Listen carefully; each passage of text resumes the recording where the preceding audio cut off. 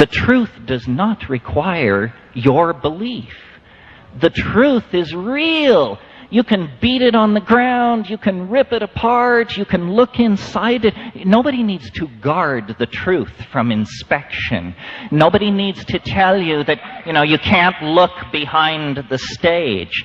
And so my motivation is to try to, number one, bring people to the realization that the spiritual path, if you want to think of it that way, that is a real thing, and it will carry you to the real thing. All spiritual disciplines that I know, except for psychedelics, put a great deal of emphasis on putting the pedal to the metal. Push, push, push, meditate, make offerings, do mantrayana, do pranayama, do puja, push, push, push. With psychedelics, suddenly there's a very deep interest in, and where are the brakes? You see?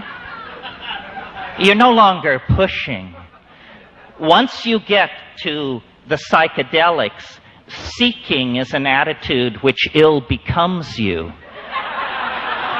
You have found it. You have found it. Now, what in the hell are you going to do with it? And this is a great dilemma for anyone who goes into this. I mean, I am, as I see myself, I'm a preacher in the marketplace. But I know, and I'm sure most of you know, that I could walk out of here, you could walk out of here, and you could go as far as your courage would carry you. There is no barrier.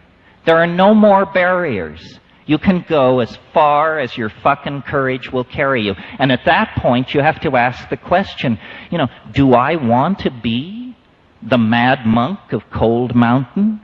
Do I want the villagers down in the valley to say, oh yes, we see him occasionally up in the mist, naked, flying with the eagles? Because you can be that person. You don't have to go back to your job as ad exec, stockbroker, or whatever it is. And so we stand on the edge of being able to leave history. We can leave it. We tend to forget, because our lives are so brief, that what we call the psychedelic experience is very, very new on the plate of Western occultism and science. I mean, hashish did not make great inroads into medieval Europe. That all came later in the 18th and 19th century. Chloroform, ether, these things don't cut it. Mescaline was synthesized for the first time in 1888. These things had to compete with many other interesting areas of scientific exploration in the 20th century. We have not come to terms with what they mean and what they are. And it's a curious area, because the counterculture, whatever that may mean, knows a great deal more about this than science. I mean, science does not explore this area because it senses enormous danger for its ontological machinery. It probably couldn't survive the encounter, and therefore it's just said, well, it's psychology, it's marginal, it's fleeting, it's non-irreproducible, and so forth and so on. This is all nonsense.